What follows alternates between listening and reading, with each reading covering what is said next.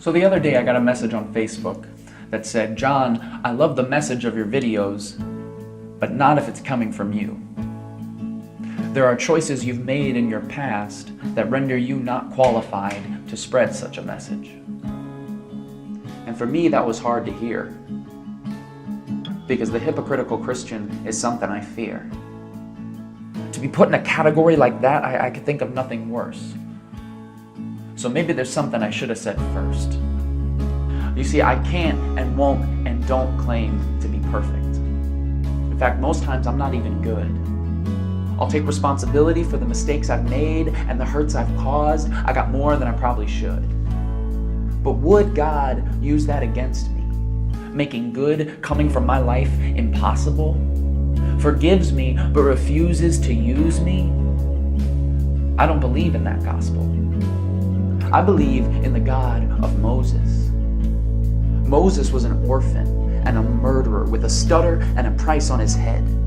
Yet God chose this killer to be a fulfiller, performing miracles, leading his people, and making rivers flow red. I believe in the God of David. David, the shepherd boy who turned into a king, a terrible father and an adulterer from the start. Yet even with wrongdoings and iniquity, we remember him as the man after God's own heart. Mary Magdalene was a prostitute, living a life without direction. Matthew was a tax collector, the lowest of the low, yet they both walked and talked and witnessed Christ's perfection. Did God choose the Pharisees, the self-righteous and pompous, full of laws and pretension? Or did he choose cowardly Peter and persecuting Paul to spread the message of Christ's redemption? All these heroes in the Bible, not a one of them was likely. Leaning not on themselves, they leaned on God. And you know what God is? He is mighty. So can God use me, a broken, steaming mess?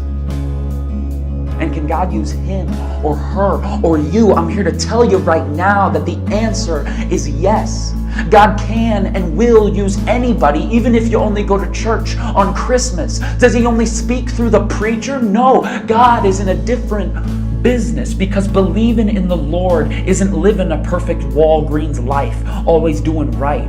It's letting his light shine from within and letting his word be your tutor. He'll take your broken past, helping you step into a more hopeful future, because it wasn't for perfection that Jesus died on that cross. It was for the unhealthy, so the sick could serve the sick and seek and save the lost. Because in the end, these words and these lights and these cameras and this video, it's not about me.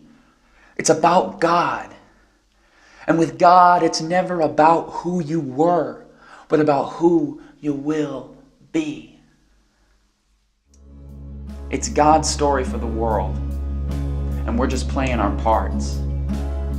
So if you're out there feeling not qualified, that's great, because not qualified is where he starts.